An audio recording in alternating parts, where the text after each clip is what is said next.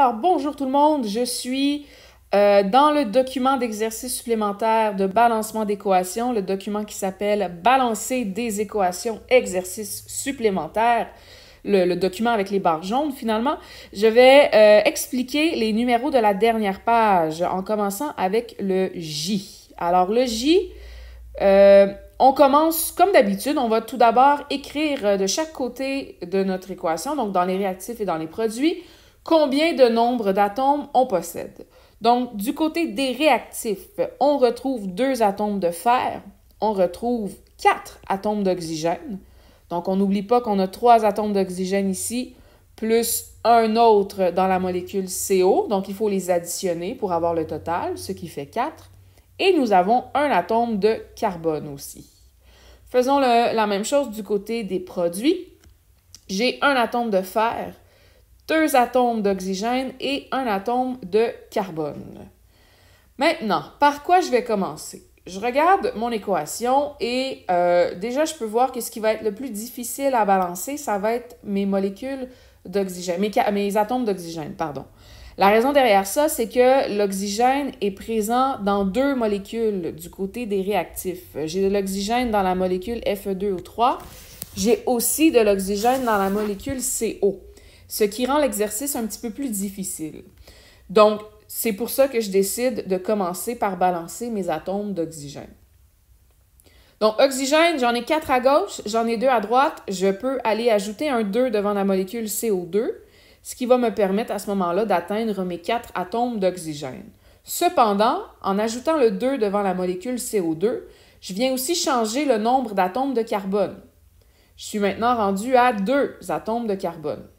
Donc, oui, j'ai balancé mes atomes d'oxygène, mais j'ai débalancé, entre guillemets, mes atomes de carbone. Ça veut dire qu'il faut que je continue mon balancement d'équation.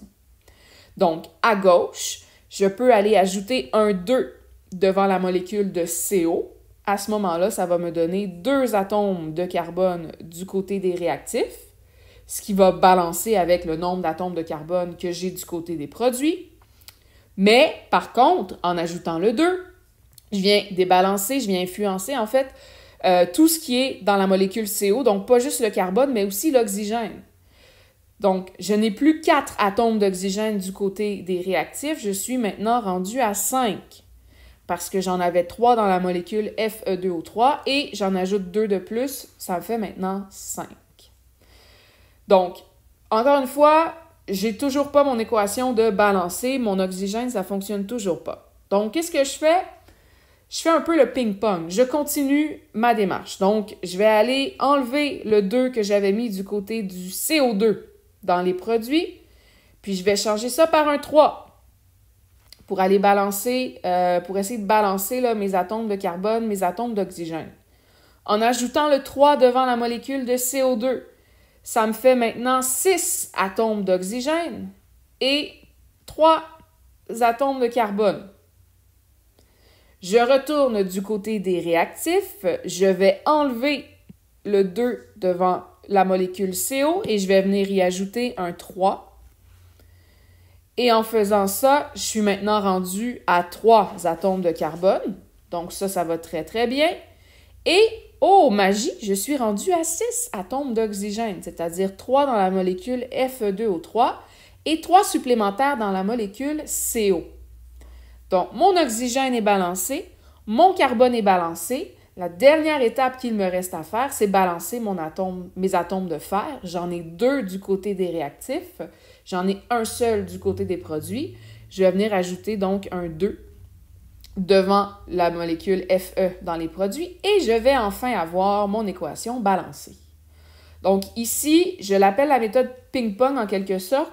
J'avais mis un 2 devant la molécule CO, j'avais mis un 2 devant la molécule CO2, ça ne fonctionnait pas. Fait que j'ai juste enlevé les 2, j'ai été au nombre suivant qui était 3. Si 3 n'avait pas fonctionné, j'aurais pu essayer avec 4 jusqu'à temps que j'obtienne la réponse. Donc ça, c'est pour l'équation J. Allons-y maintenant avec le K. Donc, nous avons SO2 plus O2 qui nous donne du SO3. Donc, même chose, on va aller écrire combien on a d'atomes de chaque sorte du côté des réactifs et du côté des produits.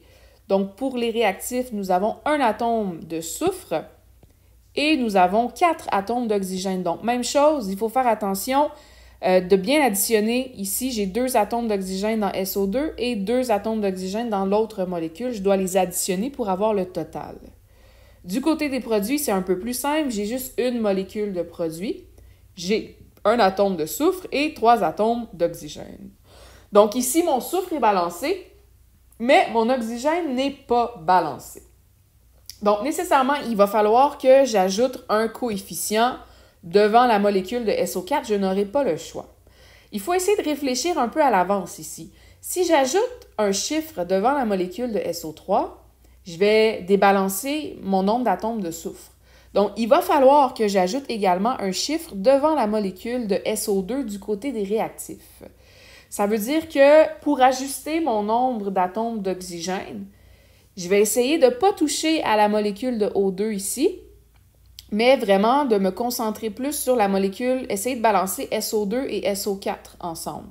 Je vous rappelle, la logique derrière ça, c'est que si j'ajoute un coefficient devant la molécule de SO3 pour balancer l'oxygène, je vais changer mon nombre d'atomes de soufre, donc nécessairement, je vais devoir aller jouer, ou du moins ajouter un coefficient devant la molécule SO2 du côté des réactifs. Donc, j'essaie vraiment là, de penser à l'avance pour bien mettre mes coefficients. Donc, ce que je vais faire, personnellement, je vais commencer par mettre un 2 devant SO3. Tout simplement parce que je ne peux pas mettre un 1, il y a déjà un 1 devant. Si je suis les chiffres 1, 2, 3, 4, 5, 6, après 1, c'est 2 qui vient en ligne. Donc, je mets un 2 devant la molécule de SO3. En faisant ça, je viens changer le nombre d'oxygène. Je suis rendue à 6 oxygènes du côté des produits. Et comme je l'avais mentionné plus tôt, je viens changer aussi le nombre d'atomes de soufre. Je suis maintenant rendue à 2 atomes de soufre, comme ça ici.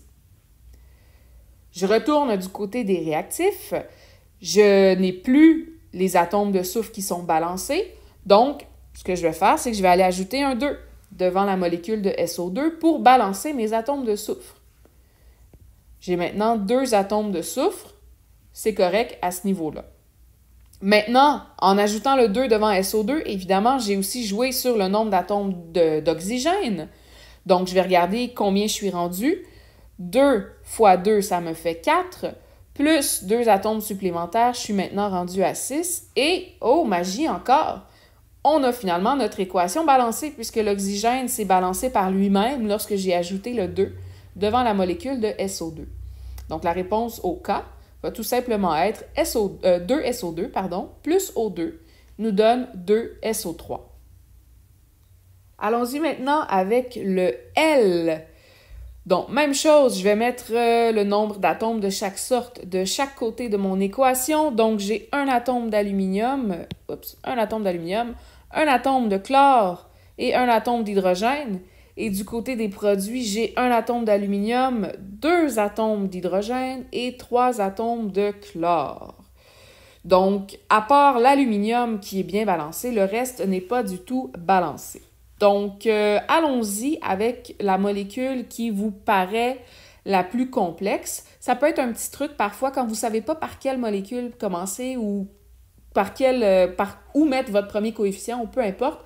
Essayez de repérer dans votre équation la molécule qui vous paraît la plus complexe, c'est-à-dire celle qui va être composée du plus grand nombre d'atomes. Et souvent, c'est une bonne idée de commencer avec ça. Donc, par exemple, ici, selon moi, la molécule la plus complexe, c'est le AlCl3, parce que c'est elle qui possède le plus grand nombre d'atomes. Donc, j'ai un atome d'aluminium, 3 atomes de chlore, ça fait quand même une molécule complexe. Une fois que vous avez repéré ça, essayez de balancer les atomes qui se retrouvent à l'intérieur de cette molécule-là. Donc, par exemple, l'aluminium, tout va bien, c'est déjà balancé. J'ai un aluminium du côté des réactifs, un aluminium du côté des produits. Maintenant, allons balancer le chlore. J'ai 3 atomes de chlore du côté des produits, j'en ai un seul du côté des réactifs, donc je vais aller mettre un 3 devant la molécule de HCl, ce qui va me permettre de balancer mes atomes de chlore. Hop.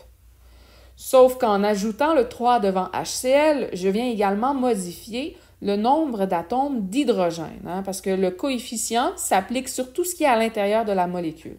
Donc, je n'ai plus un seul atome d'hydrogène, je suis maintenant rendue à 3 atomes d'hydrogène. Alors que du côté des produits, J'en ai seulement 2.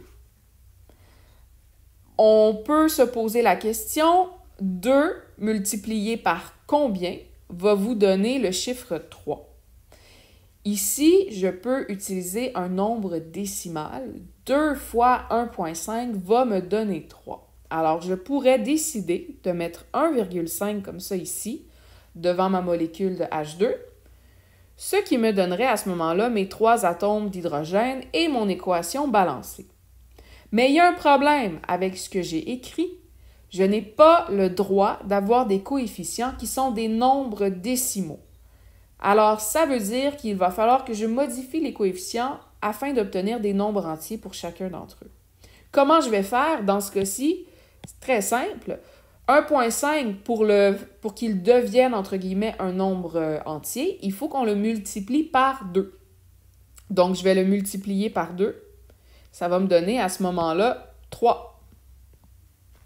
Par contre, si lui, je le multiplie par 2, les autres aussi, je dois les multiplier par 2, sinon je ne vais pas garder les mêmes proportions. C'est comme en mathématiques. Quand vous faites une opération mathématique à gauche du signe d'égalité, vous devez faire la même opération à droite du signe d'égalité si vous voulez que les deux côtés de votre équation restent égales, restent les mêmes. Donc, je dois faire x2 pour tous les coefficients. Donc, je fais x2 ici, x2 ici, x2 ici. Donc, mon équation finale, qu'est-ce qu'elle va être? Je vais vous l'écrire juste en haut. Ça va être 2Al plus 6HCl qui va donner 2AlCl3 plus 3H2. Et on peut vérifier pour s'assurer qu'on a vraiment bien fait nos multiplications. J'ai 2 atomes d'aluminium à gauche, 2 atomes d'aluminium à droite. J'ai 6 atomes d'hydrogène à gauche, 6 atomes d'hydrogène à droite. Et j'ai 6 atomes de chlore à gauche, 6 atomes de chlore à droite. Mon équation est bien balancée.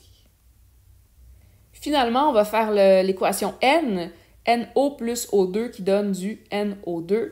Oui, j'ai passé par-dessus l'équation M puisqu'elle était déjà balancée, cette équation-là. Donc ici, j'ai un atome de N, un atome d'azote du côté des réactifs et 3 atomes d'oxygène du côté des réactifs parce que j'en ai un atome d'oxygène dans la molécule NO et 2 atomes d'oxygène dans la molécule O2. Donc, je dois les additionner pour avoir le total. Et du côté des produits, j'ai un atome d'azote et 2 atomes d'oxygène. Comme je le mentionnais pour une des équations qu'on a faites plus tôt, ici, il faudra faire attention si je veux balancer mon nombre d'atomes d'oxygène en ajoutant un coefficient devant NO2, ça va modifier aussi le nombre d'atomes d'azote. Ce qui veut dire que je devrais aussi aller ajouter un coefficient devant la molécule NO, je n'aurai pas le choix. Donc, c'est probablement sur ces 2 molécules-là que je vais devoir jouer pour ajouter mes coefficients. Donc, l'azote est balancé, mais pas l'oxygène. Je vais donc commencer par ajouter un 2 devant ma molécule NO2. Ça me permet d'avoir à ce moment-là 4 atomes d'oxygène et 2 atomes d'azote. Comme je le mentionnais, je viens de débalancer mes atomes d'azote. Je vais donc devoir ajouter un 2 devant la molécule NO du côté des réactifs afin de retrouver le même nombre d'atomes d'azote. Donc, en ajoutant le 2 devant la molécule NO, je me retrouve avec 2 atomes d'azote du côté des réactifs. Et bien sûr, comme je le mentionnais plus tôt, en ajoutant le 2, je viens aussi modifier la quantité d'atomes d'oxygène que je retrouve du côté des réactifs. Je suis maintenant rendue à 2 atomes d'oxygène dans la molécule NO et j'ai toujours mes 2 atomes d'oxygène dans la molécule O2. Je les additionne, ça me donne donc 4 atomes d'oxygène. Et c'est balancé. J'ai la même quantité d'atomes d'oxygène du côté des réactifs, du côté des produits. Donc, votre réaction finale, votre équation finale va être 2NO plus O2 qui vous donne 2NO2.